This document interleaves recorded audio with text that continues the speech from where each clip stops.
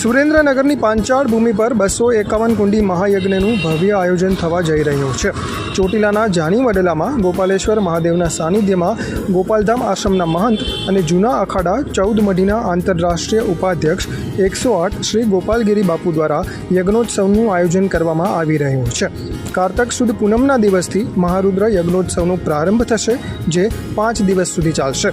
આદિ અનાદિકાળથી ચાલી આવતી વેદોક્ત પરંપરા મુજબ હોમાત્મક યજ્ઞ કરાવવામાં આવશે, જેમાં સાંદીપની ઋષિની તપોભૂમિ ઉજ્જૈનના આચાર્યશ્રીઓ તથા અન્ય ભૂદેવો દ્વારા યજ્ઞ કરાવવામાં આવશે.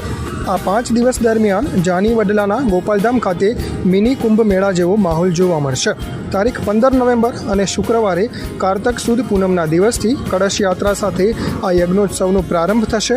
અરણી મંથનથી અગ્નિ આહવાન તથા નિત્ય રુદ્રાભિષેક કરવામાં આવશે. 18 નવેમ્બર અને સોમવારે રાત્રે ભવ્ય સંતવાણીનું આયોજન કરવામાં આવ્યું છે, જેમાં નામી અનામી કલાકારો ભજન અને સંતવાણીનું રસપાન કરાવશે. 19 નવેમ્બર અને મંગળવારે સવારે સાધુ સંતોના સામૈયા થશે. ત્યારબાદ શુભ ચોઘડિયામાં ધર્મસભા યોજાશે. સાંજે શિવ મહાપૂજાથી યજ્ઞની પૂર્ણાહુતિ થશે.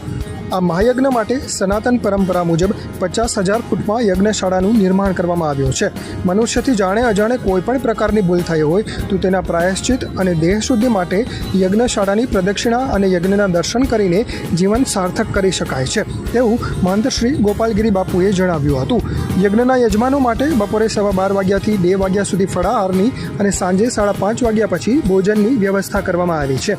આ 5 દિવસ સુધી અખંડ મહાપ્રસાદનો લાભ લેવા દરેક ધર્મપ્રેમી જનતાને ગોપાલધામ આશ્રમના મહંત ગોપાલગીરી બાપુ તથા જાની વડલા, મોલડી, મેસરિયા, ભલગાંવ, ગોકુલધામ, ખેરડી, ચોટીલા, થાનગઢ, સોનગઢ, ચાણપા સહિત સમસ્ત પાંચાળ ભૂમિ સેવકગણ તરફથી આમંત્રણ આપવામાં આવ્યું છે.